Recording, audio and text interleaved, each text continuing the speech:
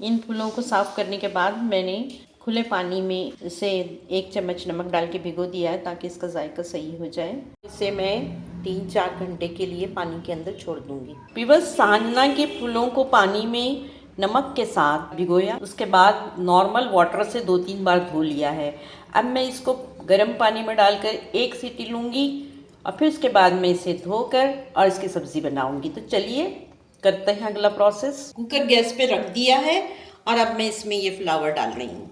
1 सीटी लेनी है मुझे इसकी और उसके बाद मैं इसको नॉर्मल वाटर से धोऊंगी ताकि इसकी जो स्मेल है या इसका जो एक इसका पंजेंट टेस्ट है वो निकल जाएगा। अच्छी तरीके से इसको डुबोएंगे पानी के अंदर। याद रहे हमें सिर्फ 1 ही विसिल लेनी है, ज़्यादा इसको गलाना नहीं है, फिर ये मसाले में खुद गल जाएंगे। देखिए अब मैं गैस को बंद कर रही हूँ। देखिए कुकर को मैंने खोल दिया है। लिड हटाने के बाद जो है मैं इसको पहले छान लूँगी। अब इसे मैं नॉर्मल वाटर में डाल के अच्छी तरीके से धोऊंगी और फिर इसे हम निचोड़ लेंगे सारा पानी इसका। देखिए व्यूअर्स, मैंने नॉर्मल वाटर में इसको अच्छी तरीके से धो के और बहुत अच्छी तरीके से इसे निचोड़ना है। जाहिर है थोड़ी बहुत इसमें नमी रह जाएगी, लेकिन कोशिश कीजिए कि पूरा ही पानी निकल आए। अब आइए दूसरी तरफ हम देखते हैं कि इन फ्लावर की सब्ज़ी बनाने के लिए हमें किन किन इंग्रेडिएंट की ज़रूरत है। सांजना के फूलों की सब्ज़ी बनाने के लिए मैंने कुकर यहाँ रख दिया है और इसमें मैं ऑयल डाल रही हूँ। ऑयल अपने हिसाब से डालिएगा। अगर आप हेल्दी खाते हैं तो कम डालिए और अगर आप चटपटा खाते हैं तो ज़्यादा ऑयल डालिए। गरम होने देंगे तेल को हम। इसमें हम ज़ीरा डाल रहे हैं। ज़ीरा क्रकल कर रहा है। अब मैं इसमें डाल रही हूँ लहसुन, जिसको कि हमने क्रश कर लिया है। हल्का सा सौते करेंगे लहसुन को। ख्याल रहे कि जलने ना पाए, वरना इसकी स्मेल बहुत बुरी हो जाती है। अब जाएगी इसमें ऑनियन। 1 ऑनियन लिए है हमने और इसको हमने चॉप कर लिया है। ऑनियन को हमें सुनहरी नहीं करना है, बल्कि सिर्फ इसका कलर चेंज हो जाए। देखिए कुछ इस तरह। अब हम इसमें कुछ मसाले शामिल करेंगे। हल्दी, धनिया डालेंगे, कुटा हुआ पिसा हुआ ज़ीरा, सॉल्ट शामिल करेंगे। इंग्रेडिएंट जो कि बहुत ही ज़्यादा इसमें लजीज लगता है वो है सौंफ। सौंफ का पाउडर शामिल कर रही हूँ। इस सब को जो है मैं अच्छी तरीके से भूनूंगी।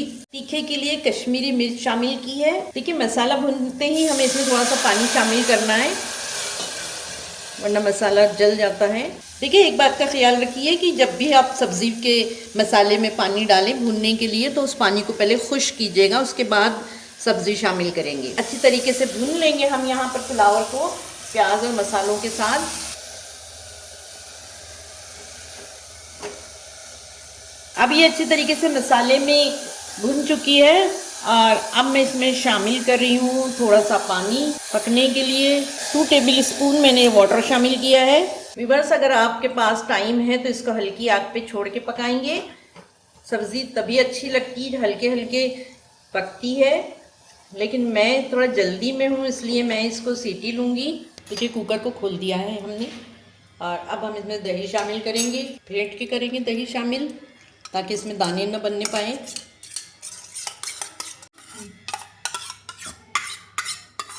दही डाल के हमको चलाते रहना है, वरना दही फट भी जाती है और उसके साथ ही साथ उसमें दाने भी बन जाते हैं। लास्टली मैं शामिल करी इसमें नारियल। ये खुश्क नारियल है जिसको कि हमने क्रश कर लिया है। अगर आप चाहें तो जो ताज़ा नारियल भी पीस के डाल सकते हैं। कुछ देर में इसको कवर करके पकाऊंगी और गैस को थोड़ा सा लो कर देंगे। अब ये तैयार हो रही है, इसके बाद में डिश आउट करके दिखाऊंगी। देखिए अच्छी तरीके से तैयार हो गई है और अब इसको डिश आउट करते हैं।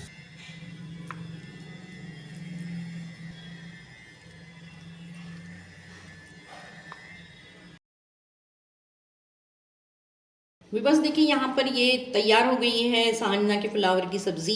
बहुत ही ज़्यादा लजीज बनी है। अगर आप चाहें तो इसमें शुगर भी मिला सकते हैं थोड़ी सी। वाइट सेसमे सीड से जो है हम इसको गार्निश करेंगे। व्यूअर्स, उम्मीद है कि ये रेसिपी आपको पसंद भी आएगी और इजी भी होगी। इसे ज़रूर बनाइएगा। आजकल मौसम सर्दियों का है और सांजना पे फूल लगे हुए हैं, बहुत ज़्यादा तादाद में फूल आ जाते हैं जो कि झड़ भी जाते हैं। तो इनको आप इसी तरीके से बनाइए। एक डंठल नहीं लेना है और ग्रीनिश जो इतने फूल होंगे उनको भी अवॉइड करें तो अच्छा है।